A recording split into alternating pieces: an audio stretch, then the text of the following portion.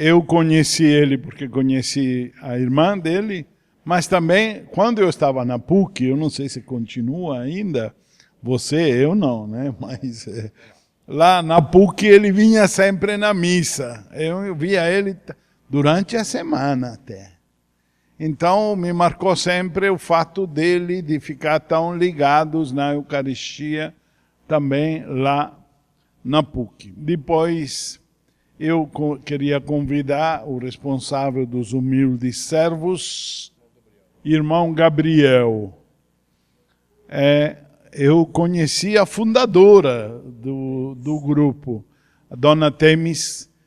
Ela iniciou essa experiência, mas logo morreu, né?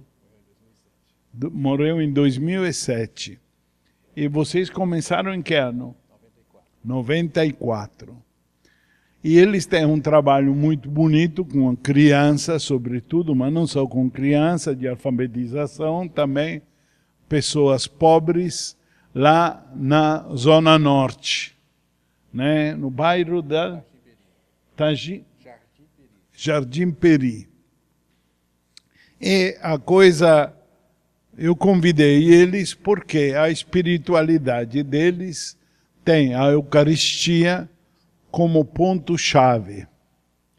Então, a ideia é que o irmão Gabriel possa dar um testemunho sobre o que significa para ele, e não só para ele, para todos os humildes servos, né? Eles não são padres, apesar de estar vestido assim, mas não é padre, são todos leigos, consagrados, né? E é uma experiência que começou aqui em São Paulo, já se espalhou pelo Brasil? Sim, estamos na Bahia, no Ceará, Alagoas, Amazonas e Paraná. Nossa Senhora, já cresceu muito. É sinal que a Eucaristia é uma fonte muito boa. Então, eu só queria apresentá-los e agradecer a disponibilidade deles que vieram aqui para falar um pouco sobre a vida, o sentido que tem para eles a Eucaristia. Eu queria convidar o Marcelo para começar. Certo, Marcelo? Então, está contigo. Bom, boa tarde a todos. Obrigado, padre, pelo convite. O padre, de fato, me pediu para falar da minha experiência e eu vou fingir que eu faço isso. Vou dar uma escapada um pouco, porque eu não gosto muito de falar de mim mesmo. Mas vou falar alguma coisa dela. Eu não fui sempre católico. Eu nasci numa família católica, mas que não me lembro de ninguém na família que fosse praticante. A não ser a minha irmã, que está ali quando a gente era criança. Mas pais, avós, tios, essas coisas, não me lembro de ninguém. Eu me converti quando eu tinha mais ou menos uns 22, 23 anos. Como acontece em todas as conversões, eu suponho, embora a conversão seja uma coisa profundamente transformadora, você vira uma outra pessoa, você vira uma outra pessoa sem deixar de ser a pessoa que você era. Né? Assim como Jesus, quando encarnou, quando se tornou homem, ele ele era um homem mesmo, ele não transformou o homem numa espécie de super-herói. Ele era um homem. Né? Então, da mesma forma, isso acontece com a gente. E eu tinha, então, duas coisas que, para mim, acredito foram preservadas, que eu já tinha, eu sempre gostei muito de ler e estudar, e sempre gostei muito de música. E a minha experiência religiosa, desde então, é muito voltada a essas duas coisas. Estudar a doutrina, a escritura, enfim, e fazer música. Eu canto num coral gregoriano, que a gente canta na missa, na igreja de Santa Luzia, ali no centro, todo domingo. E então eu resolvi falar dessa minha experiência, de cantar durante a celebração eucarística, que é uma coisa que eu venho fazendo há 30 anos. Então, para falar disso, eu resolvi trazer, até para complementar, como tem muitos textos e muitas coisas visuais nessa exposição, eu trouxe duas peças musicais para a gente ouvir. Vou contar um pouco a história dessas peças e depois eu vou falar um pouco sobre elas. Quando eu comecei, então, na minha caminhada cristã, eu fui aluno de um monge beneditino do Mosteiro de São Bento, aqui de São Paulo, lá do centro. Eu, minha irmã, mais alguns amigos, e a gente estudava com ele, estudava São Tomás de Aquino. E ali, frequentando a São Bento, eu conheci o canto gregoriano, pelo qual eu também me encantei e comecei a cantar. Então eu trouxe para a gente ouvir 2 hinos eucarísticos feitos por São Tomás de Aquino, escritos por São Tomás de Aquino. Não a música, mas a letra. A música ninguém sabe quem foi que fez. Ele fez esses hinos porque, num determinado momento, no século XIII, o Papa Urbano decidiu pegar uma festa que só existia na França, que era a festa de Corpus Christi, e transformar numa festa da igreja inteira. E ele resolveu fazer uma espécie de concurso entre as 2 principais ordens do século XIII, que eram os dominicanos e os franciscanos. E pediu para que eles propusessem como ia ser a missa de Corpus Christi, a missa e o ofício de Corpus Christi. Conta a história que São Tomás foi representando os dominicanos, preparou uma missa e um ofício, e São Boaventura foi representando os franciscanos. Conta a história que o material de São Tomás foi apresentado antes. Quando terminou, era a vez de São Boaventura, pediram para ele ir lá apresentar, e ele disse, não precisa, é essa aí. E é a missa de Corpus Christi que a gente reza até hoje. Foi feita por São Tomás. Como parte dessa missa e desse ofício, São Tomás fez 2 hinos, muito conhecidos, dentro do repertório gregoriano, talvez das coisas mais conhecidas. Um é o Pangelíngua e o outro é o Adoro te devote. Então, primeiro a gente vai ouvir. Pangelíngua gloriosi, pleo certalis, et super crucis tropeo, dic triumphum nobile, qualiter redemptoris, immolatus miserit, te parentis protolasti, fare factor condolens, quando omniloxialis mortemus succurruit, misericum notari, damnani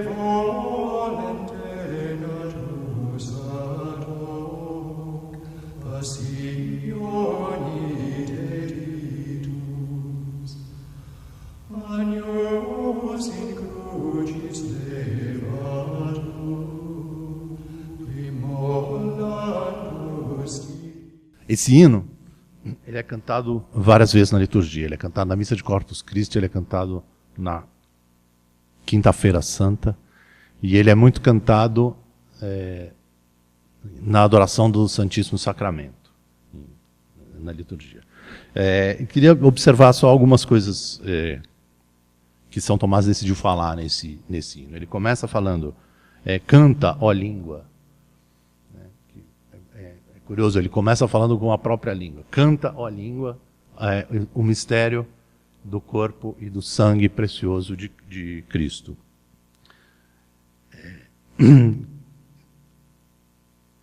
Que por preço do mundo, o fruto do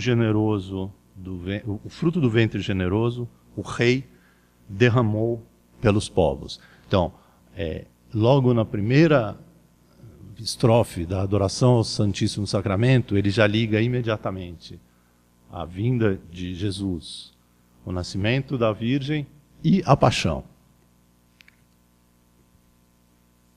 Né?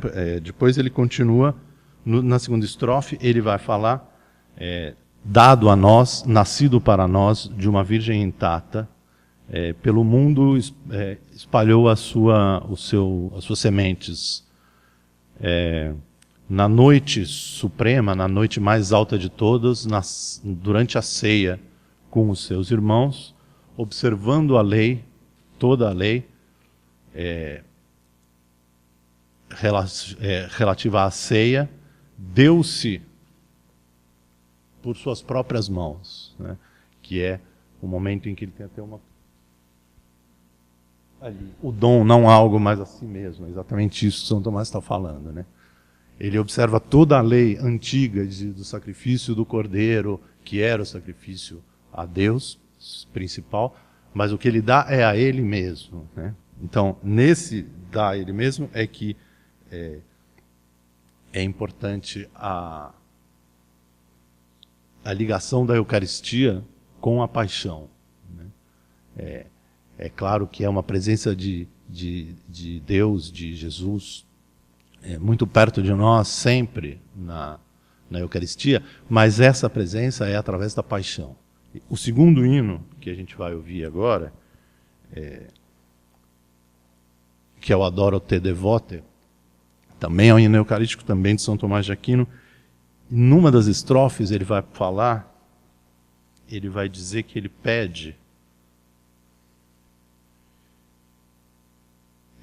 a Jesus na Eucaristia, depois eu vou comentar, talvez, se der tempo, mais alguma coisinha, mas ele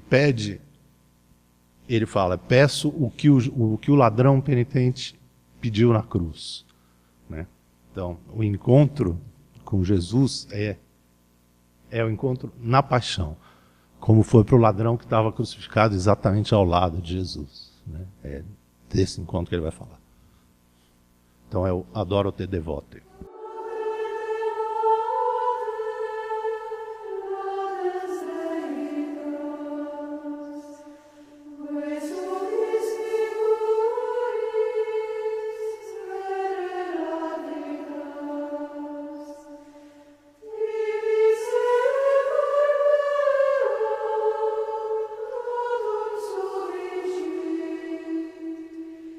We are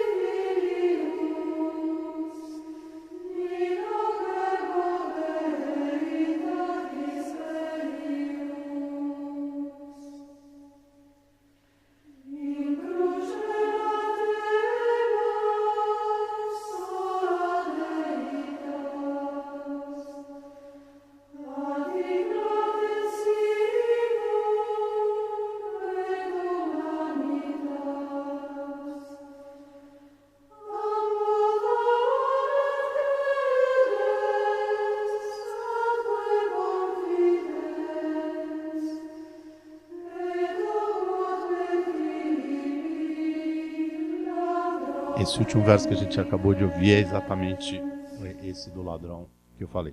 Eu ia comentar umas coisas, mas na verdade eu vou dizer o que foi que a gente ouviu, que é bem claro. Adoro-te devotamente, divindade escondida, que debaixo dessas figuras verdadeiramente se esconde.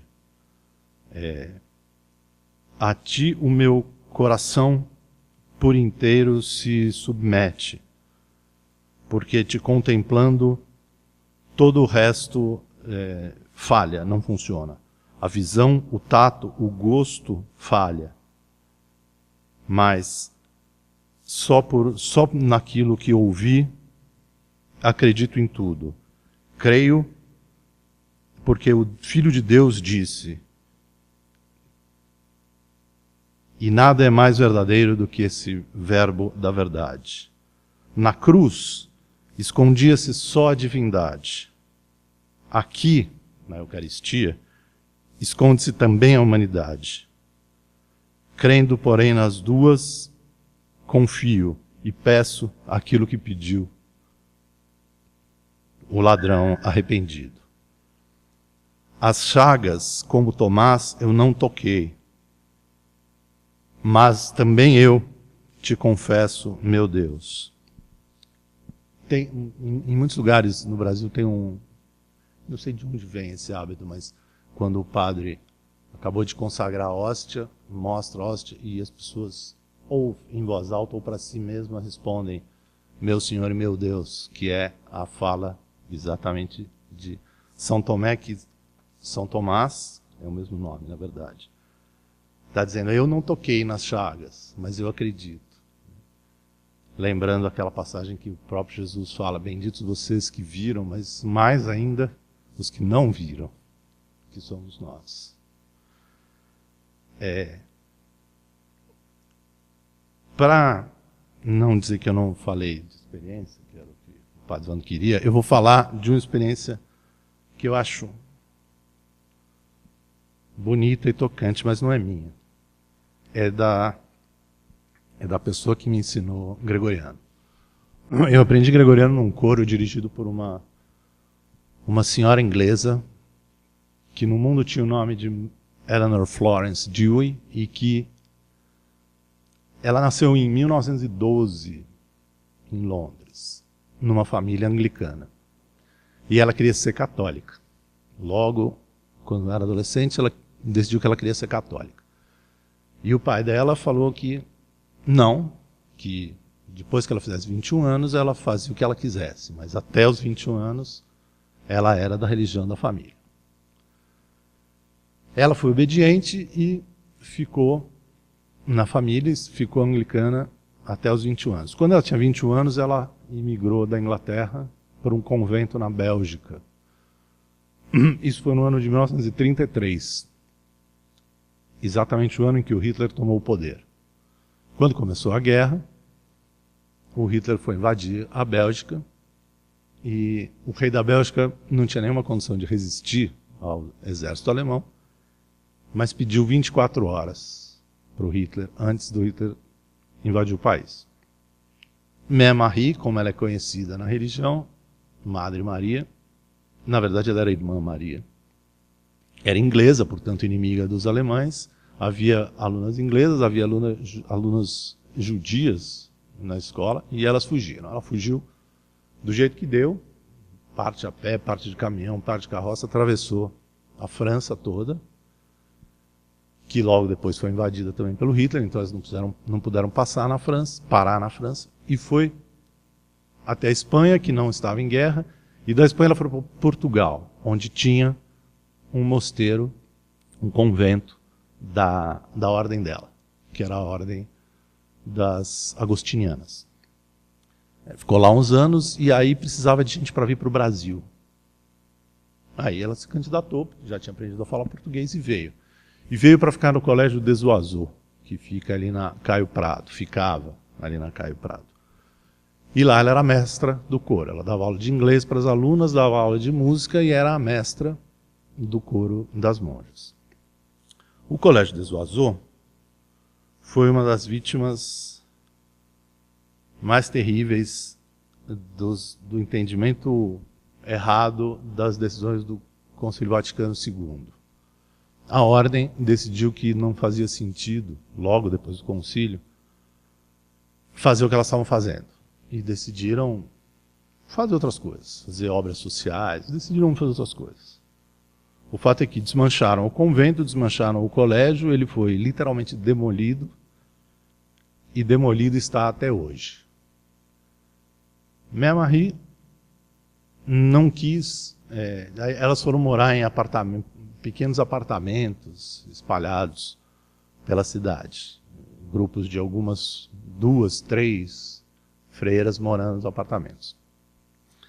Mère Marie, que era uma pessoa muito bem-humorada e muito engraçada, ela uma vez me disse que ela decidiu não ir para um desses apartamentos, porque ela disse que ela tinha feito votos de ser freira, de viver numa comunidade, de cantar o ofício.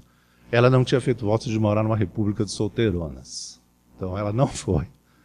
E ela morava num apartamento da ordem ali na Caio Prado. Lá ela dava aulas de gregoriano, foi lá que eu aprendi. Mas eu estou contando essa história não só porque eu acho que é uma história muito boa de ser contada, mas porque um dia, conversando com ela, eu comentei com ela que ela, apesar de ter sofrido esse baque, veio para cá para morar numa comunidade, viver numa comunidade, e acabou morando sozinha num apartamento no Baixo Augusta, praticamente. Ela se mantinha super animada e daí ela me disse qual era o segredo dela. O segredo era a Eucaristia, que estava o Santíssimo Sacramento, que ela tinha sempre em casa.